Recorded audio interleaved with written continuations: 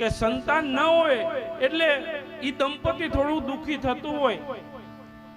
અને મેં એમ પણ કીધું હતું કે જ્યારે જ્યારે આ ભારત દેશની અંદર ચક્રવર્તી રાજા હોય એને પણ કંઈક દુઃખ થાય બાપુ, ત્યારે એ બધું ભૂલી અને પોતાના ગુરુના ચરણે જાય અને ગુરુજીને રસ્તો બતાવે કે હે રાજન આમ નહીં આમ કર.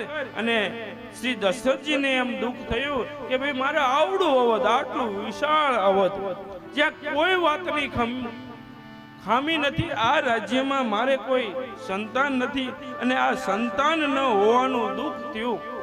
મનમાં ગ્લાનિ થઈ અને શ્રી દશરથજી એક બાર ભૂપતિ મન માહી, એક બાર